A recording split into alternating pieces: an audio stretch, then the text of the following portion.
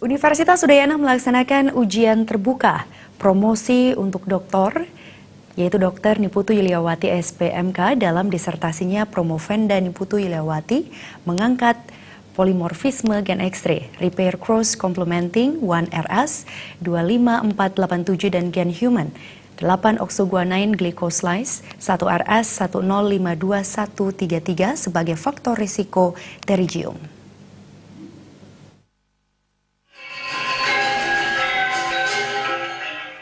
Promovenda Niputu Yuliawati menjelaskan, pterygium atau tumbuh daging di permukaan bola mata merupakan salah satu penyakit mata yang sering dijumpai di tengah masyarakat. Pterygium tampak di permukaan bola mata sisi dalam atau luar, berbentuk segitiga atau seperti sayap yang ujungnya tumbuh masuk ke bagian hitam bola mata. Pasien pterygium biasanya mengeluhkan bila mata berair, mata merah, rasa terbakar, dan rasa tidak nyaman, seperti ada pasir atau benda asing di mata.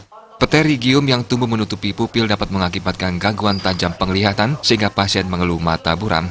Pterygium merupakan proliferasi jaringan fibrovaskular pada konjungtiva bulbi berbentuk segitiga atau menyerupai sayap yang dapat menginvasi kornea superficial AAO 2015. Pterygium merupakan suatu lesi yang pertumbuhannya menyerupai tumor. Pterygium dapat mengakibatkan perubahan bantul kornea sehingga menyebabkan astigmatisme atau tumbuh ke arah kornea sehingga mengancam penglihatan. Pterygium tumbuh di bagian visura interpalpebra, bagian nasal atau temporal. Pterygium lebih sering ditemukan pada konjungtiva bulbi nasal daripada temporal. Yuliawati menambahkan, pterygium merupakan penyakit mata yang sering terjadi di seluruh dunia dan menjadi isu kesehatan masyarakat yang penting. Pterygium merupakan penyakit mata tersering nomor 2 di Indonesia setelah penyakit katarak.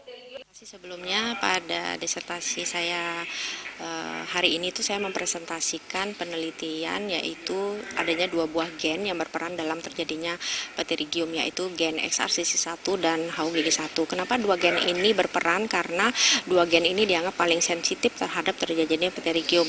Kita bisa lihat Indonesia adalah daerah tropis di mana paparan sinar matahari bisa terjadi sepanjang tahun, sehingga sangat diperlukan penelitian terhadap kedua gen ini karena Indonesia merupakan negara agraris dengan penduduknya yang lebih banyak bekerja sebagai petani dan nelayan dengan resiko kejadian pterygium yaitu pada saat ini sudah memasuki angka nomor 2 terbanyak setelah katarak di Indonesia, sehingga pterygium ini perlu dicari suatu langkah-langkah bagaimana kita bisa mengurangi insiden terjadinya pterygium.